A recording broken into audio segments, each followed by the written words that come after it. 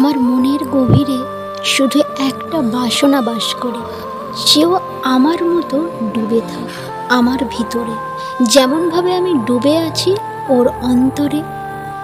তাই তো আপনি নিশ্চয়ই এটা চান সেও ডুবে থাক আপনার মনের ভিতরে, আপনাকে নিয়ে ভাবুক, আপনাকে নিয়ে কল্পনা করুক, আর দিনগুলো আপনাকে নিয়ে একটা ঘোরের ভিতরে কাটুক।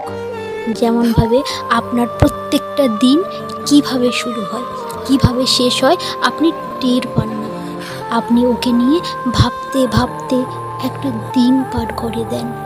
আপনি নিশ্চয়ই তেমনটাই চান সে আপনার মতো করে আপনার কথা ভাবুক।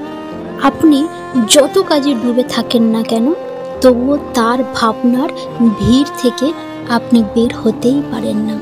কিন্তু মনে হয় সে যেন আপনার কথা আপনার মতো করে ভাবে না। যদি প্রবলেম এটা হয়, তাহলে আমি আপনাকে কথা দিচ্ছি, রেডি হয়ে যান।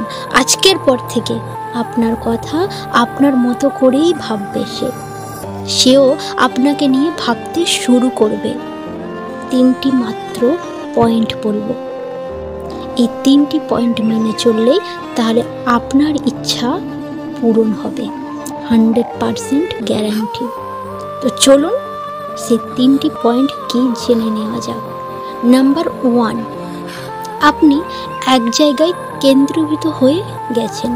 আপনার যাবতীয় ভাবনা তাকে কেন্দ্র করে থাক, সেটাকে তো আর দুম করে পরিবর্তন করা যায় না, কিন্তু আপনাকে দেখাতে হবে আপনি এক জায়গায় কেন্দ্রীভূত নন। কিভাবে? তাই তো, যে কিভাবে আপনি তাকে দেখাবেন আর কেনই বা দেখাবেন, এটা দেখালে কি হবে। আগে বলি কেন দেখাবেন। কারণ প্রত্যেকটা মানুষ চায় আপনার মনের মানুষ আমার ভিতরে ডুবে থাক, 24টা ঘন্টা আমাকে নিয়ে ভাবুক, শুধু আমি আমি আমি আমি ছাড়া তার জীবনে আর কোনো কিছু যেন না থাকে। এটা বাস্তবতা। যখন সে দেখবে আপনি ছাড়িয়ে যাচ্ছেন, আপনি অনেক কিছুকে নিয়ে ভাবছেন, তার অটোমেটিকভাবে মনে হবে সে কেন আগের মতো নেই, সে কেন এত কিছু নিয়ে ভাবছে। সে কি তাহলে আর, যখনই তার মনে হবে এইসব আপনি আর আগের মতো নেই, সে তখন আর আগের মতো থাকতে পারবে না। সে তখন আপনার ভিতরে ডুবতে শুরু করবে, আপনাকে নিয়ে ভাবতে শুরু করবে। যে মানুষটা এতদিন পর্যন্ত আপনাকে নিয়ে ভাবার সময় পাচ্ছিল না, সেই মানুষটার অন্য কোনো কিছু ভাবার সময় থাকবে না, শুধু আপনাকে ছাড়া। কিন্তু কথা হচ্ছে, আমি এমন কি করব? বিশেষ কিছু করার দরকার নেই। এতদিন পর্যন্ত যেটা করেননি, এবার সেটা করবেন। সোশ্যাল মিডিয়া ব্যবহার করেন তো? করেন, আমি জানি নিশ্চয়ই করেন। তার সঙ্গে ফোনে কথা হয়, দেখা হয়। যদি কিছু একটা সোশ্যাল মিডিয়া ব্যবহার বা ফোনে কথা বা সামনে কথা, তাহলে কথার ধরনটাকে পরিবর্তন করুন।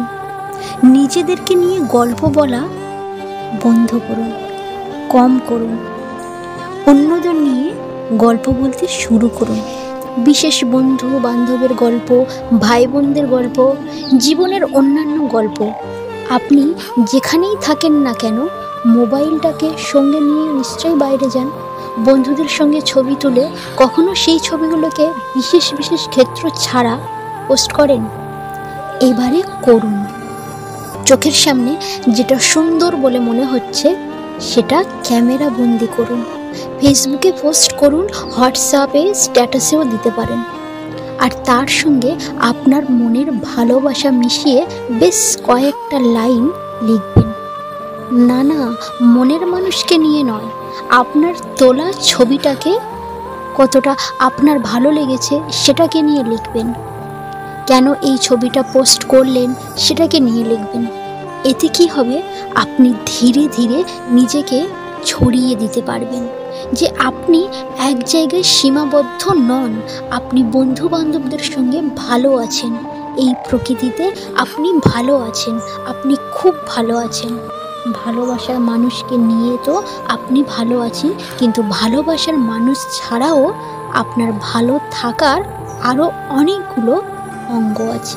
আর যে মুহূর্ত থেকে তার মাথায় ঢুকে যাবে যে ও ছাড়াও আপনার জীবনে আরও অনেক কিছু দামি দামি জিনিস আছে, তখন আপনি সত্যি সত্যি হতবাক হবেন।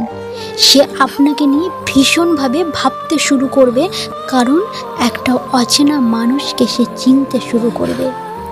এখান থেকেই একটা ম্যাজিক শুরু হবে, যে ম্যাজিকটার আপনি অপেক্ষা করছিলেন এতদিন ধরে। বেশি বোঝার দরকার নেই, শুধু স্টেপ 1 ফলো করুন। 2 নাম্বার স্টেপে যাওয়া যাক। এতদিন পর্যন্ত অনেক কিছু হয়েছে, ঝগড়া, অশান্তি। এবার থেকে তাকে সন্দেহ করাটা বন্ধ করুন। খুব সন্দেহ করেন তো? প্রত্যেকটা মানুষ করে। আপনি ভাবছেন আপনি একাই করেন? না, যারা ভালোবাসে তারা মনের মানুষকে কোথাও না কোথাও অল্প বিস্তর হলেও সন্দেহ করে থাকে, আর এই সন্দেহের জায়গাগুলোকে তুলে ধরতে থাকে। প্রত্যেকটা রিলেশনের মধ্যে এমন একজন অদৃশ্য মানুষ থাকে যাদেরকে হিংসা করে, ভীষণ হিংসা করে সে। সেই মানুষগুলোকে, যে মানুষগুলোকে কোথাও না কোথাও আমরা ভয় পাই। রিলেশনে যদি ঢুকে যায়, রিলেশনে ঢুকে যাবে না তো, রিলেশনে চলে আসবে না তো, আমাদেরকে আলাদা করে দিয়ে ও ভিতরে ঢুকে যাবে না তো আমাদের সম্পর্কের মধ্যে। ওই মানুষগুলোর গল্প আমরা কথায় কথায় বলতে থাকি, আলোচনা করতে থাকি। অপছন্দ, ভীষণ অপছন্দ। আমরা চাই না ওই মানুষগুলোকে নিয়ে কথা বলতে, আমরা চাই না ওর মুখ থেকে ওই মানুষটার কথা শুনতে, তবুও আলোচনা চলেই আসে। সেই মানুষগুলো এবারে আপনি আর ওই মানুষটার আলোচনা শুনে আর জ্বলবেন না। যখন ওই মানুষের কথা বলতে চাইবে তখন ওকে বলতে দিন। যদি বলতে না চায়, নিজে শুনতে চান, ওই মানুষগুলোর কথা শুনুন, যে মানুষগুলোর কথা শুনতে আপনার একদম ভালো লাগে না, যে মানুষগুলোর কথা শুনলে ভিতরটা একটু জ্বালা জ্বালা করে, এর কথা জানতে চান। আপনি ভাবছেন হিতে বিপরীত তো হতে পারে, না, বিপরীত হবে না। বিপরীতটাতে একটা অনেক বড় ভিত হবে। যে মানুষটা আপনাকে কখনো ওই মানুষগুলোর গল্প শোনাতে চাইলেও মন প্রাণ দিয়ে শোনাতে পারেনি, প্রথমে একটা ভয় কাজ করছে বা ভয় পেয়েছে, সেই মানুষটা হতবাক হয়ে যাবে এবং আপনাকে নতুনভাবে পেতে শুরু করবে, আপনাকে নিয়ে নতুনভাবে ভাবতে শুরু করবে। সেই চেনা গন্ধ, সেই চেনা বর্ণ সে আর দেখতে পাবে না। সে ভীষণভাবে আপনার ভিতরে ঢুকতে শুরু করবে, আপনাকে খুঁজতে শুরু করবে। এটা মনস্তাত্ত্বিক, এটাই মনস্তত্ত্ব। করতে পারবেন? সেই জ্বালা ধরিয়ে দেওয়ার গল্প শুনতে পারবেন হাসি মুখে? যদি পারেন, খেলার শেষে, বেলার শেষে একটা মজবুত রিলেশন তৈরি হবে। প্রথম কথা, সেই মানুষগুলো আপনার শত্রু নয়। আর দ্বিতীয় কথা, আপনার মনের মানুষ যে আপনাকে নিয়ে ভাবে না, সে এত বেশি আপনাকে নিয়ে ভাবতে শুরু করবে যেটা আপনার কাছে অত্যাচার বলে মনে হতে পারে। আপনার হয়তো মনে হতে পারে আমি আপনার মনের মানুষের পিছনে লেলিয়ে দিচ্ছি, কিন্তু না, আপনার মনের মানুষ আপনাকে ছাড়তে পারবে না, পাগলের মতো ধরে রাখতে চাইবে আপনাকে। ম্যাজিক, মিরাক্কেল, কোনো জ্যোতিষী এই ধরনের মিরাক্কেল ঘটাতেই পারবে না। 3 নম্বর পয়েন্ট, আজকের লাস্ট স্টেপ।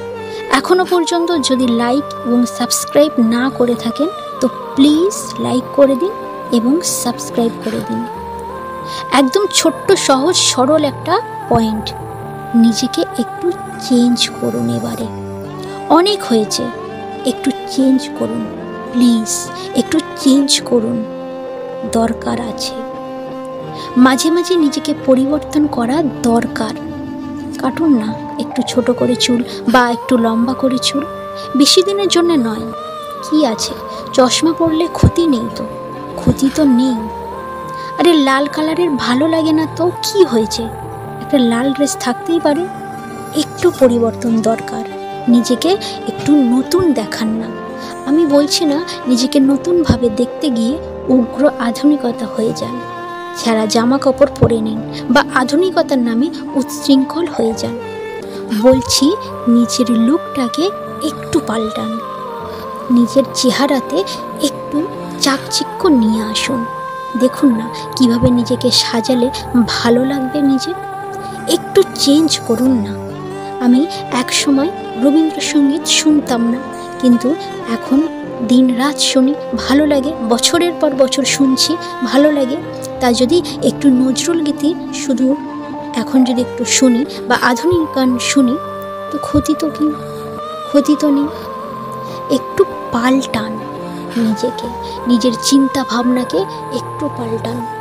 একটু বই পড়ার অভ্যাস তৈরি করুন, নিজেকে নিয়ে একটু ভাবনা চিন্তা করুন।